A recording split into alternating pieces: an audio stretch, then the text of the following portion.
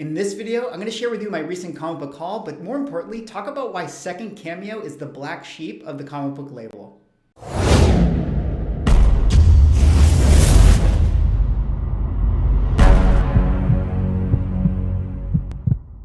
Ladies and gentlemen, welcome back to another video with Swaggle Haas. And in this video, I'm going to share with you my recent comic book haul, but more importantly, talk to you about this second Cameo label and ask the question, why is this the black sheep when it comes to comic book labels? Because I've recently got a new book that kind of puts me into, that market as far as people who have an interest in wanting to clarify these labels, and I will get to that in a second. But before I get into the books and get into the main topic today, if you guys could drop me a like or a comment or subscribe if you're enjoying my content, love interacting, guys, help support the channel, do one of those things, and I would really appreciate it. All right, with that said, let us get into the books today. I got a few books that I want to share with you guys, not too many things. I actually went back to Golden Age Comics and Collectibles in downtown Vancouver, and I picked up a couple of things that were pretty cool there, and I just want to share with you guys, and then we're going to talk about the last book, and that's going to lead to, the big topic of today. So let's get into the books here. A couple of cool ones. I've shown off this one before, but I actually found a Captain America 337. This is the first appearance of Captain America Steve Rogers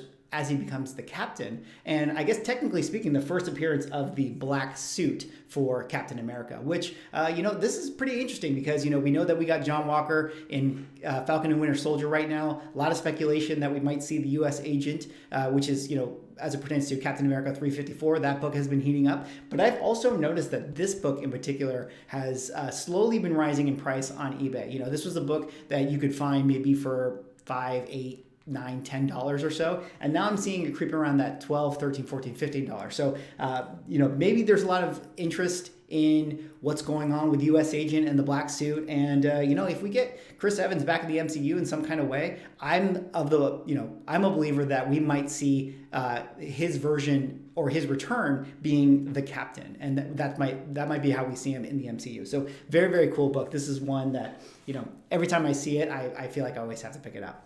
All right, next one I got here is another one that every time I see it, I feel like I got to pick it up, and that is Defenders number 18, first full appearance of the Wrecking Crew. And we're going to talk a little more about fulls and cameos and things like that later in this video. But again, B tier villain team, I love them. I always pick it up whenever I see it, so had to get this one. Not much more to be said out of that. The next one here I got is a very cool one. This is X-Force number 1, sealed in its poly bag. I got it for $15, which is 15 Canadian. So, doing the math, I don't know, maybe that's 12 US or something like that. But what's really cool about this one is, you guessed it, this is actually the one that has the Deadpool Rookie card in it. So this one is really, really cool. Maybe I can get this one over to PSA, and if I get this one back in about a year or so, if it gets a 10, I will have made $10,000, and that would be a great happy ending if I actually end up setting into PSA. So let's see. We'll see what happens. I'll do a couple more card videos coming up in the next couple of days. I still have my other batch of comic book cards that I sent in, but who knows what's going on with that. They're just like in the pending section of the PSA website whenever I log into my account. But hey, Deadpool Rookie cards, still pretty cool. I still see a lot of Marvel trading cards being sold, and there's still a lot of traction in that market. So that's really interesting. All right, this is the last book I got here, and this is the main topic kind of I wanted to address with you guys today as we talk about labels. And this one is actually going to be The Incredible Hulk 182, second cameo appearance of Wolverine, third appearance of Wolverine, flat cameo appearance of Wolverine. I don't know what it is. I don't know what this book is. And that's why we need to talk about it today, because everyone has this labeled differently. So for those who don't know, Wolverine, makes his appearance in Incredible Hulk 180.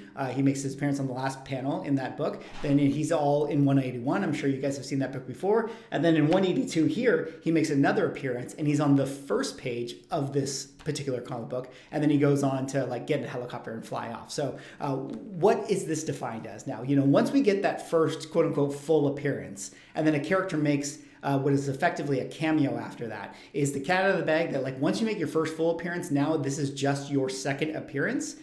Is that what you would call this? Or can you still have continued cameo appearances? I don't really know. But hey, I was at Golden Age Comics and Collectibles. They had a Incredible Hulk pile, behind their counter. If you guys happen to see my other video, they had like all the books behind the counter, and then Incredible Hulk pile. And to me, I was like, I would love a Hulk 181, but what are the chances that there's an actual Wolverine appearance in that stack? And I went back the second time and I asked them, I was like, all right, let's pull out the stack. And I was flipping through, and sure enough, came across Incredible Hulk 182. And this was listed at $14 Canadian dollars, which again, I think conversion wise is going to end up being like $10. So $10 for 182 is super good deal. You guys should, if you see on eBay, you'll see that it's a super good deal. Although that being said, you can see here some kid back in the 70s just scribbling on that Incredible Hulk title. So that definitely knocks it down in my book. But hey, the Wolverine panels is still all good there, and the Marvel value stamp is still all good there. So let's get into this. Let me show you guys this book. Let's pull it out. Here it is, Incredible Hulk 182. We flip open this page, and there you see him right there. A couple panels. There's Wolverine behind his head right there. And then this is the panel you're going to get of Wolverine in his glory in this particular book. And after that page, he gets in the helicopter and he flies away. So that's really it. But now that I'm a new owner of this book and I have a vested interest in wanting to call this, I don't know what I want to call it, second appearance of Wolverine or whatever. I did actually, kind of want to look at some of the titles with you guys and figure out we did a cameo versus first full appearance discussion, but there was a part of that video that, was towards the end, and I kind of want to elaborate more on this one and just talk about like what are the rules as a community that we feel like, how do cameos work, I guess is my question. Where, I understand the lead in to a first full appearance. If we have like a panel that leads to a full appearance in another book, I understand that that's a cameo and then we get a first full appearance. But, once we get that first full appearance and then we see a character in a similar situation to this where, we see them only on one panel in a book and then they go on to maybe pop up in other areas. Like, do we still want to qualify this as a second cameo appearance, or does this then just become the second appearance? Because a lot of people would argue that Wolverine's second appearance is in Giant Size X-Men #1. And, let's pull up I want to pull up some labels. We'll talk about this and see if we can figure it out. Drop me a comment down below, weigh in on this conversation. I'm of the opinion that this should be called the second cameo appearance. But the way that this book specifically is labeled within like certain websites out there and CGC labels and things like that, there's not a universal label that people refer to this as, which I thought was really interesting. I feel like this is like the black sheep book when it comes to these rules, like that people don't really know how to quantify this book as far as what it should be in terms of Wolverine's historic appearance history. But let's pull up some examples here. Again, this is me on Go Collect. This is Incredible Hulk 180. You guys all know this book. This is the first cameo appearance. You could call it the first appearance, but hey, let's not argue that right now, right? This is the first appearance in Cameo, whatever you want to call it, but here you go. Go Collect would call this first cameo appearance of Wolverine. Okay, cool. No, I got no argument there. All right, here we go. Hulk 181. Go Collect calls this first full appearance of Wolverine. Okay, cool. I'm with you. And then we go to here, Incredible Hulk 182, the book I just picked up. And as we, shrink this down, it says cameo appearance of Wolverine. Just cameo appearance of Wolverine, no number attached to it. So I thought that was really interesting. It's like, okay, well, let's go to, Giant Size X-Men #1. So Giant Size X-Men #1, here we see, you guys have seen this book before. Let's go in here. First Colossus, yada, yada, yada, yada, yada. And then we see second appearance of Wolverine. Second appearance of Wolverine. Well, shouldn't this be the second appearance of Wolverine? But it's a cameo appearance, but they don't refer to it as second cameo appearance of Wolverine. So I thought that was really interesting. And then, of course, X-Men '94, here we see third appearance of Wolverine. Okay, so that's them. All right, that's how Go Collect wants to refer it. They just refer to 182 as a cameo of Wolverine. Nothing more than that. And it's like, okay, well, let's check out some CGC labels. So I pulled up a bunch of CGC Incredible Hulk books here. Let's see, 180, first appearance of Wolverine in Cameo on last page. Okay, no arguments there. Here we go, 181, first full appearance of Wolverine. Okay, I'm with you. And then I pull up 182 here, and it says, first appearance of Hammer and Anvil, first appearance and death of Crack Jack Jackson, Wolverine cameo on first page. Okay, Wolverine cameo. All right. All right, well, let's check the CGC for Giant Size X-Men #1. Here we see second full appearance of Wolverine. Well, that's really interesting. So why is it that people only refer to this as a cameo with no descriptor for it being a second cameo or whatever? Like, we just sort of, once we get the cameo, we just jump to full appearances. But why are we not specifically notating that it's a second cameo appearance versus just a regular cameo appearance? So that, I thought that was really interesting. And then if we pull up Key Collector here, you know, Key Collector has a totally different approach where they say first cameo appearance of Wolverine. Okay, yeah, I'm with you.